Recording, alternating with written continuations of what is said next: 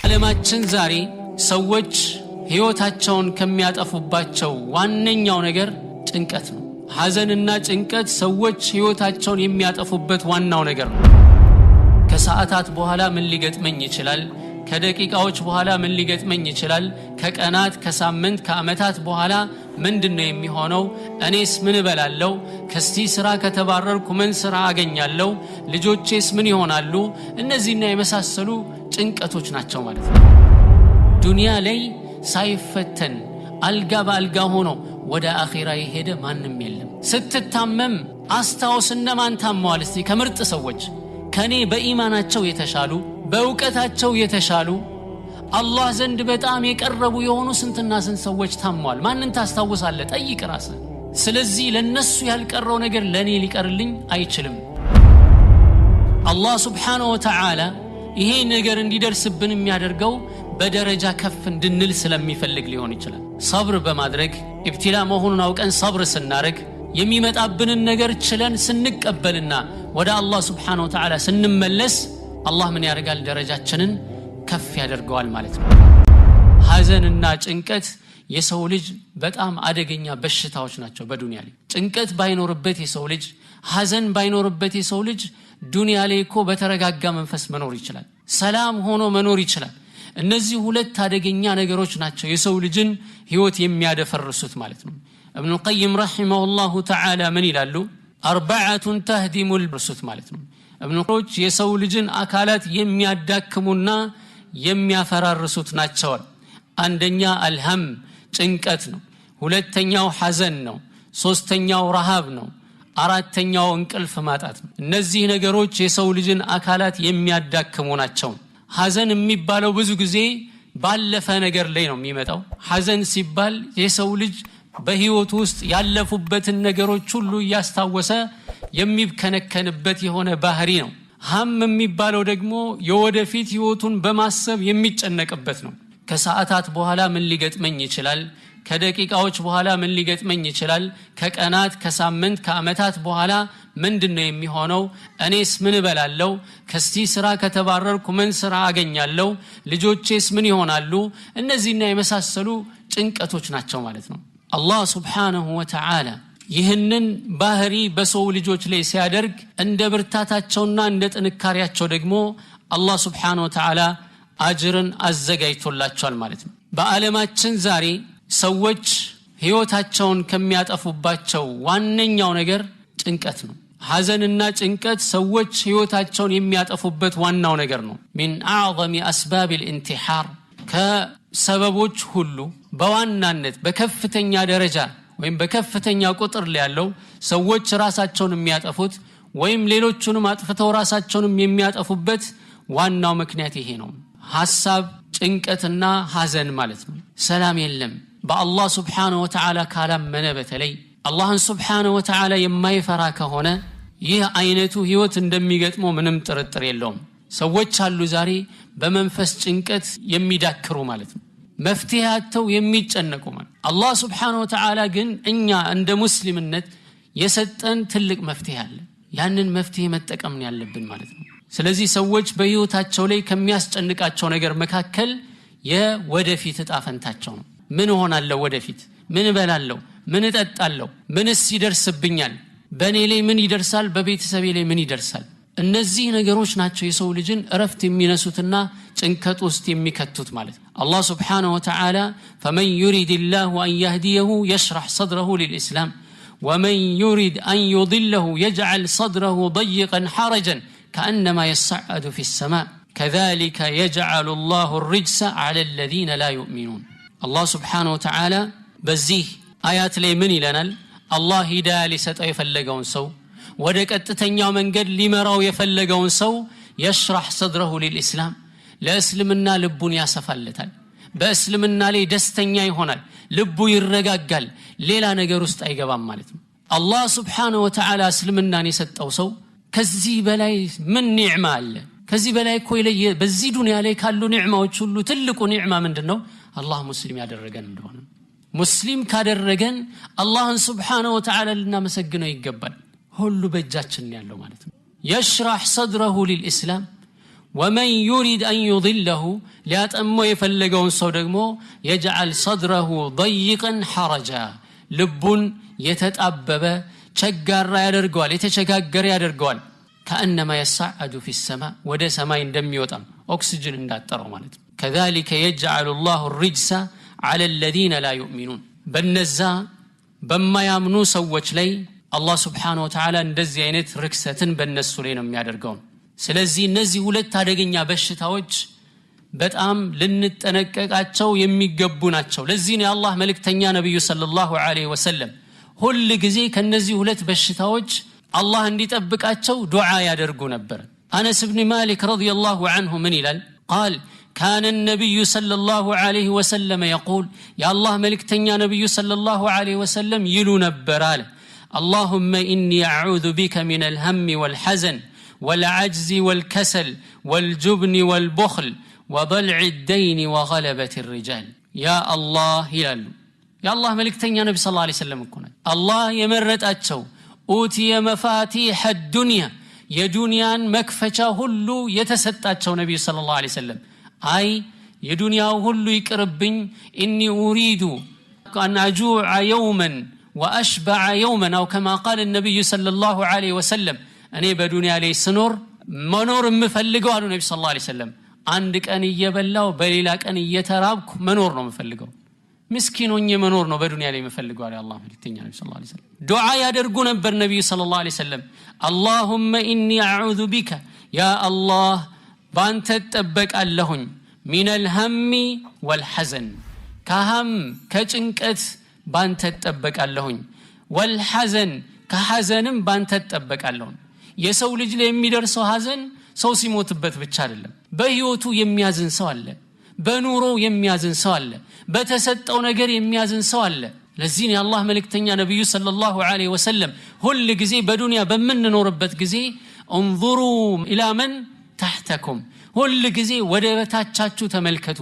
ዱንያ ላይ ስትኖሩ የበታቻችሁን ተመልከቱ ከናንተ በታች የሆነ ሰው አለ እኔ የመጨረሻ ዝቅተኛ ሰው ነኝ ካልክ ካንተ በታች የሆነ ሰው አለ ተመልከት እሱን ማለት አባባል ምንድነው የሚባለው ጫማ የለኝም ብለህ አትዘን ለምን እግር የሌለው አለ ደግሞ እግር የሌለው አለ መጓዝ የማይችል አንተ ጫማ የለኝም ብለህ ነው የምታዝነው انظروا الى من تحتكم የበታቻችሁን ተመልከቱ ولا تنظروا الى من فوقكم ከናንተ በላይ ወዳለው አትመልከቱ ይሄ ምን ያረጋል የአላህን Subhanahu Wa Ta'ala ኒዕማ እንዳትክዱ አላህ በእናንተ ላይ የዋለላችሁን ጸጋ እንዳትክዱ ይጠቅማችኋል አልহামዱሊላህ አላህ አይን ከሰጠኝ አልহামዱሊላህ አላህ እጅ ከሰጠኝ አልহামዱሊላህ መውጣት መግባት የምችልበት አካላት ከሰጠኝ አላህ Subhanahu Wa Ta'ala ሀብት ሰጥቷቸው ሀብታቸው ሁሉ በህክምና የሚጨርሱ ስንትና ስንት ሰዎች አሉ ህይወት ዱንያ ህይወት ማለት የዱንያ ህይወት ማለት ምንድነች እንደዚሁ ናት ለማንም ሞልታ አታቅሙ ዱንያ ተሟልታ አታቅም ለማንም እንዲሁ እንደለፋ ነው ሰውየው ወደ አኺራ የሚሄደው نعم የአላህ መልእክተኛ ነብዩ ሰለላሁ ዐለይሂ ወሰለም ዱዓ ያረጉ ነበር ይሄን ዱዓ ማሐፈዝ ያስፈልጋል ለአንድ ሰሃቢ ነብዩ ሰለላሁ ዐለይሂ ወሰለም መስጂድ ሲገቡ የሆነ ሰዓት ላይ መስጂድ ቁጭ ብሎ አገኙት ጥቅልል ብሎ ቁጭ ብሏል የሰላት ወቅት አይደለም በዚህ ሰዓት ላይ መስጂድ ምን ታረጋለህ አሉት ነብዩ ሰለላሁ ዐለይሂ ወሰለም ምን ሆኜ ነው እዚህ ያየው አሉት የአላህ መልእክተኛ ሆይ አሉ ችግር ነው እዚህ ያመጣኝ አላቸው እዳ ተሸክም ያለው በዝቶብኛል እዳ ችግር ላይ ነኝ የአላህ መልእክተኛ ሆይ አላቸው ታዲያ ይሄ ለዚህ መፍትሄው ልንገርህ እንዲያሉት ነብዩ ሰለላሁ ዐለይሂ ወሰለም አዎ የአላህ መልእክተኛ ንገሩኝ አላቸው ከዛ ምን አሉት قل بل اللهم إني أعوذ بك من الهم والحزن وأعوذ بك من العجز والكسل وأعوذ بك من الجبن والبخل وأعوذ بك من غلبة الدين وقهر الرجال يميلون دعاء أدرقالوت طواتنا ماتا بتبالو مسرت صحابي طواتنا ماتا رق رأسو تاريكون سنناقر من إلال والله إلال كزيا يانن كنقرين بحالا يانن دعاء سادرق باجر قزي وسط الله سبحانه وتعالى هلو النقر أدا يميبال نقر كلايلي أكالل للي الله اللهم الله أعوذ بك بان تتبك اللو من الهم والحزن كጭንቀት كحزن بان تتبك اللو والعجز والكسل እንደዚሁም ደካማ ከመሆንና ከስንፍና ባንተ ተጠበቃለሁኝ ወልጁብኒ ወልቡኽል ከፈሪነት ባንተ ተጠበቃለሁ ፈሪ ከመሆን ማለት ነው ከስስታምነት ባንተ ተጠበቃለሁ ያ አላህ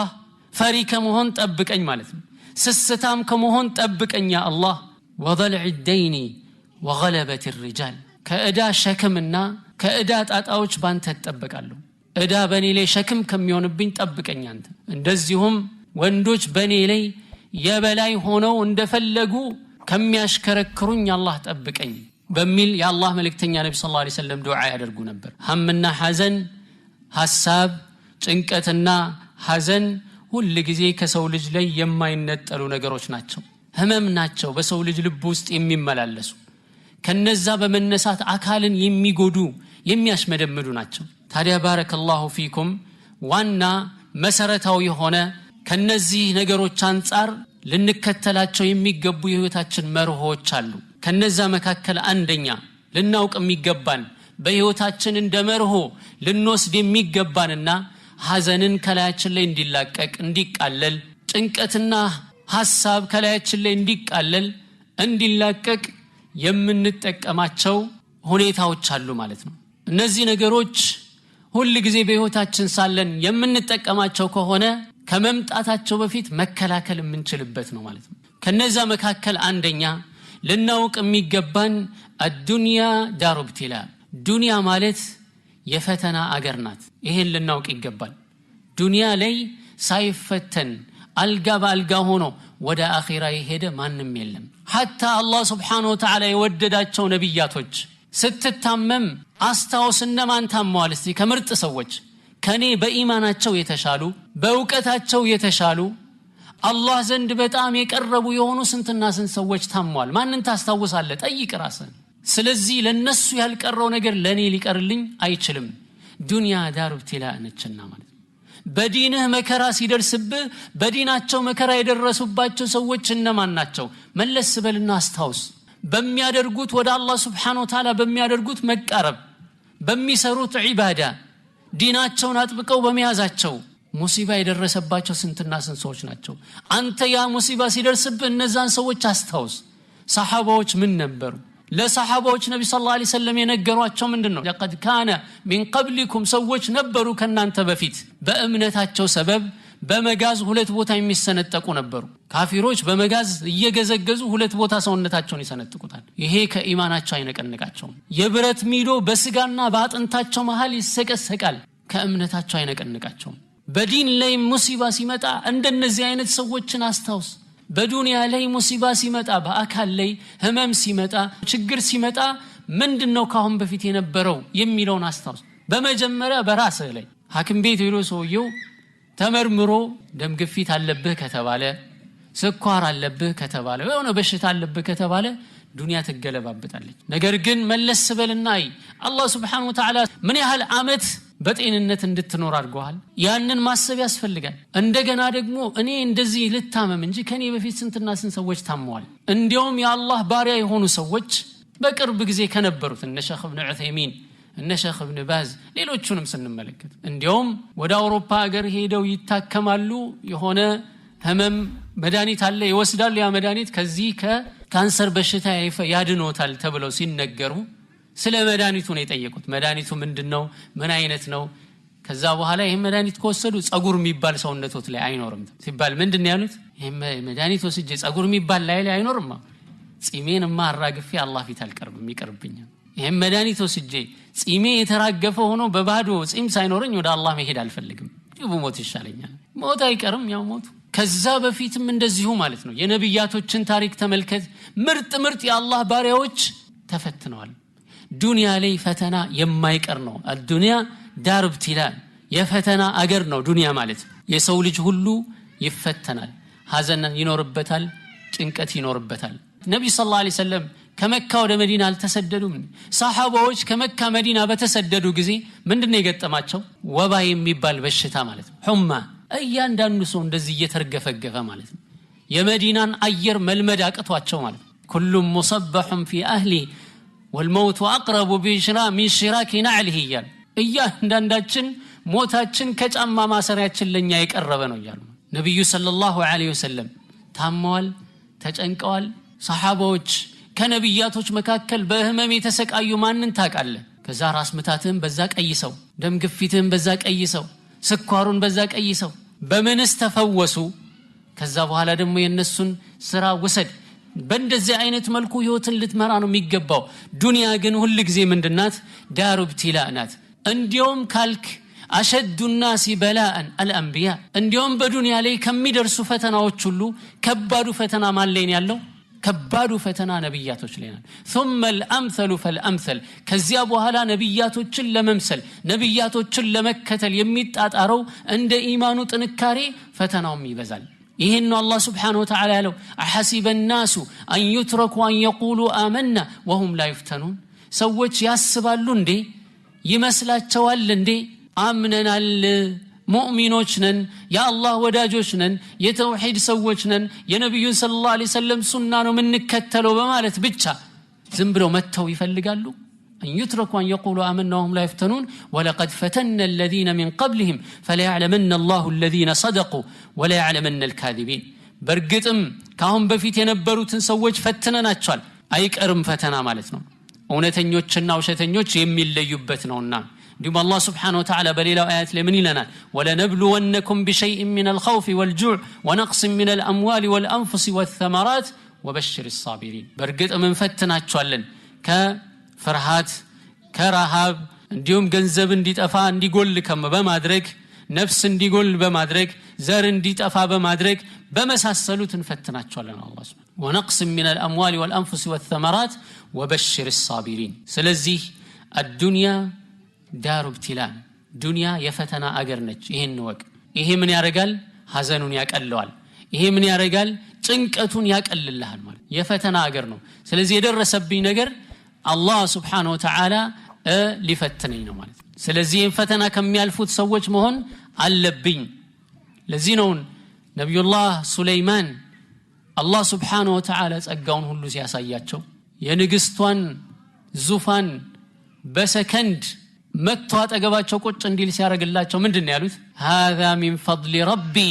ይህ የጌታዬ ውለታ ነው የጌታዬ ትሩፋት ነው ليبلوني أأشكر أم أكفر ሊፈትነኝ አላህ Subhanahu Wa Ta'ala أأشكر أم أكفر ከሚያመሰግኑት ነኝ ወይንስ ከሚክደው አመሰግናለሁ ወይስ ክዳለሁ አላህ Subhanahu Wa Ta'ala ሊፈትነኝ ነው ለዚህ ኢብቲላ የማይቀር ነው ማለት ነው ሁለተኛ የህይወታችን መርሆ ልናረግ የሚገባን ሁሉ ጊዜ ልናውቅ የሚገባን የሚደርስብን መከራ ጭንቀት ሐዘን እነዚህ ሁሉ ነገሮች ከሁለት አንድ አይወጡም አንደኛ የሰራነው ወንጀል ነው በሰራነው ወንጀል ቅጣት እየደረሰብን ነው ምናጠፋቸው ትልቅም ይሁን ትንሽ ወንጀሎች አሉ እነዛ ወንጀሎች ሰበብ አላህ Subhanahu Wa Ta'ala እየቀጣን ነው በዱንያ ያ ሊሆን ይችላል ሰበቡ ለዚህ መፍትሄው ምንድነው استغفار ማድረግ ነው ወደ አላህ Subhanahu Wa Ta'ala መመለስ ነው ብዙ ጊዜ ሰዎች ሙሲባ ሲደርስባቸው ወደ ራሳቸው አይመለሱም አብዛኛው ሰው በሌላ ሰው ላይ ነው የሚያላክከው እሱ ነው እንደዚህ ያረገኝ በሱ ሰበብ ነው እንደዚህ የሆንኩት በሷ ሰበብ ነው እንደዚህ የሆንኩት በወንጀሌ ነው የሚል ማንም የለም ስለዚህ በህይወታችን ላይ እንደመርሆ ልንይዘው የሚገባው ምንድነው እሱ በመንሰራው ወንጀል እየተቀጣን ሊሆን ይችላል ችግር ከሆነ ረሃብ ከሆነ ድህነት ከሆነ ስቃይ ከሆነ መከራ ከሆነ ሐዘን ከሆነ ሙሲባ የሚደራረብብን ከሆነ ይሄ ነገር የምሰራው ወንጀል የሚያስከትልብኝ አደጋ ሊሆን ይችላል ብሎ ማመንና ወደ ራስ መመለስ ያስፈልጋል አላህ Subhanahu Wa Ta'ala ምንድነው የሚለው ظهر الفساد في البر والبحر بما كسبت ايدي الناس በምድር ላይ በየብስ ላይ በባህር ላይ ፈሳድ ተስፋፋ ጥፋት ተስፋፋ بما كسبت ايدي الناس የሰዎች እጅ በሰራቸው ጥፋት ማለት ነው እጆቻችን በሰራቸው ጥፋት ليذيقهم بعض الذي عملوا በሰሩት ከፊል ጥፋታቸው ማለት ነው ሁሉም አይደለም በከፊል ወንጀላቸው አላህ ሊያቀምሳቸው ሊቀጣቸው ሲፈልግ የሚያደርገው ነው لعلهم يرجعون ይመለሱ ዘንድ ወደ አላህ እንዲመለሱ ማለት ነው ስለዚህ የሚደርስብን የተለያዩ መከራዎች ሙሲባዎች ማንኛውም አይነት እማን ወደው ነገር በእኛ ላይ ሲደርስብን አንዱ ምንድነው ሰበቡ በሰራነው ወንጀል ነው ማለት ነው ሁለተኛ አላህ Subhanahu Wa Ta'ala ይሄ ነገር እንዲደርስብን የሚያደርገው በደረጃ ከፍ እንድንል ስለሚፈልግ ሊሆን ይችላል ሰብር በማድረግ ኢብቲላ መሆኑን አውቀን ሰብር ስናረግ የሚመጣብንን ነገር ችለን ስንቀበልና ወደ አላህ Subhanahu Wa Ta'ala ስንመለስ አላህ ምን ያደርጋል ደረጃችንን ከፍ ያደርገዋል ማለት ነው ወንጀላችንን ያብስልናል በዚህ አይነት ሁኔታ ላይ ማድረግ የሚገባን ምንድነው እሱ ሰብር እንጂ ሌላ ነገር የለም ሰብር ማድረግ ነው መልካም ነገር መስራት ነው እንደዚሁም እነዛን ጭንቀቶች በተቻለ መጠን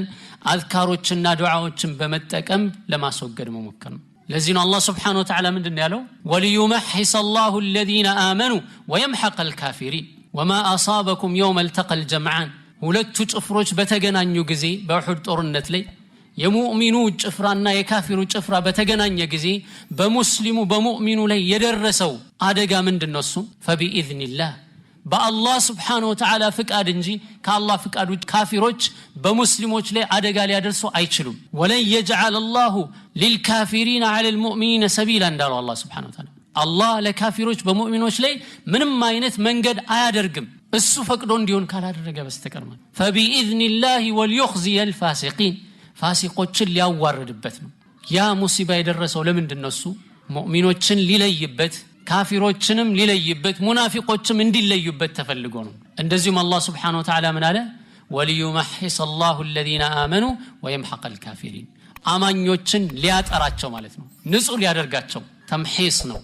ሌላው ደግሞ አላህ ከኛ ምን ሲፈልግ ነው ተضرع እንድናረግ ሲፈልግ ነው فلولا إذ جاءهم بأسنا تضرعوا ولكن قست قلوبهم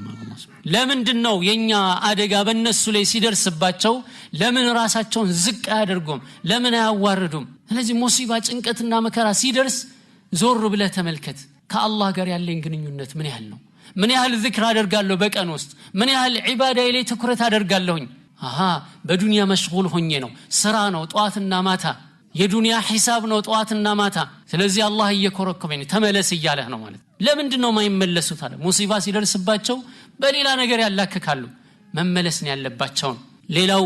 በህይወታችን ልንከተል የሚገባው መርሆ በእንደዚህ አይነት ጭንቀትና ሐዘን ወቅት ላይ استحضار الثواب አጅሩ ምን ያህል ነው በሐዘን በሚደርስብን ሐዘን ሰበብ በሚደርስብን ጭንቀት ሰበብ እምናገኘው አጅር ምንድነው እሱን አቢ ሰዒድ الخدري እንደማ አቢ ሁረይራ ረዲየላሁ ዐንሁ ባስተላለፉት ሐዲስ የአላህ መልእክተኛ ነብዩ ሰለላሁ ዐለይሂ ወሰለም ምን ይላሉ ማ يصيبul ሙስሊማ ሙስሊምን የሚደርስበት ነገር አይኖርም من نصب ولا وصب ከድካም እንዲሁም ከህመም ولا هم ولا حزن ሐዘን ቢደርስበት እንዲሁም ጭንቀት ቢደርስበት ولا اذن አደጋ ሙሲባ ቢደርስበት ولا غم ሌላ እረፍት የሚነሳ እንቅልፍ የሚነሳ የሆነ ጭንቀት ቢደርስበት حتى الشوكة يشاكها እንዲሁም እሾክ እንኳን ብትወጋው ማለት ነው እሾክ እንኳን ብትወጋው إلا كفر الله بها خطاياه الله سبحانه وتعالى ወንጀሉን ቢያራግፍለት እንጂ እንዲሁ የሚተው አይደለም ሙእሚን የሆነ ሰው ማንኛውም ነገር ቢደርስበት በዛ ወንጀሉ ይራገፋል ስለዚህ በህይወታችን ልንይዘው የሚገባው መርሆ ምንድነው እሱ ይሄ ነገር ሲመጣብን ሐዘን ጭንቀት ሲመጣብን አጅሩ ምን ያህል ነው ከአላህ አጅሩን መተሳሰብ ማለት ነው የሰው ልጅ በሚደርስበት መከራና የሚደርስበት መከራና ጭንቀት ሐሳብና ሐዘን አስቦ አላህ Subhanahu Wa Ta'ala በዛ ሰበብ ያዘጋጀለትን አጅር ቢያቀው ኖሮ ይላሉ በዛ በሚደርስበት አደጋና ሙሲባ ጭንቀትና ሐዘን የሚከተለውን አጅር ቢያውቅ ኖሮ አጅሩን ቢያውቅ ኖሮ ያ አላህ ሌላም ጨምርልኝ ይል ነበር አንድ ሐዘን ሲደርስበት ምን ያህል አጅር እንደሚያገኝ ሰብር በማድረጉ ቢያውቅ ኖሮ ያ አላህ ሌላም ጨምርልኝ አሳምመኝ ያ አላህ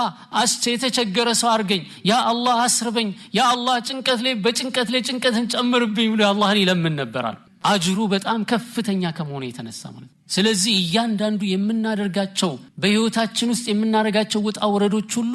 አጅር አላቸው ማለት በአላህ እስካመንን ከአላህ እስከተሳሰብን ድረስ ማለት ዛሬ ሙስሊም የሆነ ሰው ሙእሚን የሆነ ሰው ስንትና ስንት ጭንቀት አለበት ከጭንቀቶቹ አንዱ በምን አይነት ነው ሁስና ኻቲማዬ ምንድነው ብሎ ይጨነቃል መጨረሻ ህይወቴ በምንድነው የሚሆነው በላ ኢላሃ ኢላላህ ላይ ሞት ይሁን ያ አላህ ልጆቼስ ምን ይሆኑ ይሁን ቤተሰቦቼስ ምን ይሆኑ ይሁን ይጨነቃል ሙእሚን የሆነ ሰው ይሄ ሁሉ ምንድነው እሱ አጅር አለው እያንዳንዱ የሚያረጋቸው ውጣ ወረዶች የሚደርሱበት ሁሉ አጅር እንዳለው ማሰብ ያስፈልጋል ማለት ነው ሌላው ምን ይላሉ ዑለማዎቹ دوام الحال من المحال አንድ አይነት ሁኔታ እስከ መጨረሻው በዛ አይነት መልኩ መቀጠል ይህ የማይሆን ነገር ነው ስለዚህ إحسان الظن بالله لي إحسان الظن برب أحسن الظن بربك بقيته لي ملكام ترطاري ينوره واعلم أن الفرج قريب قلقل قربنا انك بيدرس مكرا بيدرس ما الله قلقل الله يا دغمو ودياو يميمطا قرب የሆነ ነገር ነው ሩቅ የሆነ ነገር አይደለም ስለዚህ ሙሲባ ሲደርስ በቃ አለቀልኝ ከዚህ በኋላ ምንም መውጫ የለኝም አትበል በአላህ ላይ ሙሉ ተስፋ ይኑርህ በአላህ ላይ ሙሉ ተስፋ ይኑርህ ትጠቀምበታለህ ማለት ነው ሐዲስ ለአላህ መልእክተኛ ነብዩ ሰለላሁ ዐለይሂ ወሰለም ምን ይላሉ ወዕለም ان الفرج مع الكرب وان مع العسر يسرا ከጭንቀት ጋር بعد እንኳን አላለም ان الفرج بعد الكرب አላለም مع الكرب ነው ከጭንቀት ጋር ግልግል አለ አብሮ ጭንቅ ሲመጣብህ አስከትሎ በዛው ከዛው ጋር ተያይዞ ምን አለ መገላገል አለ وان مع العسر يسرا ከጭንቅና ከመከራ ጋር ምን አለ መግራራት አለ ማለት የተያያዙ ነገሮች ናቸው ሰውየው ሙሲባ ሲደርስበት እስከ መጨረሻው ህይወቱ በዛ ይቀጥላል ማለት አይደለም ጭንቀት ሲደርስበት ይሄ እስከ መጨረሻ ይቀጥላል ማለት አይደለም ይቀያየራል ለዚህ ነው ዱንያ ሁሉ ጊዜ ደሃ የነበረው ሀብታም የነበረው ደሃ ተራ የነበረው ባለስልጣን የነበረው እስር ቤት ሲገባ መታየው ማለት ነው ነህም ስለዚህ በአላህ Subhanahu Wa Ta'ala ላይ መልካም ጥርጣሬ ሊኖር ይገባል ማለት ነው الله سبحانه وتعالى كل يوم هو في شأن أبي الدرداء رضي الله عنه من دن يالوت من شأنه يا الله سرى من دن نسو أن يغفر ذنبا وانجلن يمرال بيكنو ويفرج كربا تنكني يلاقلال بيكنو ويرفع قوما يتوصنوا صوتشن ودلا يكفي درقال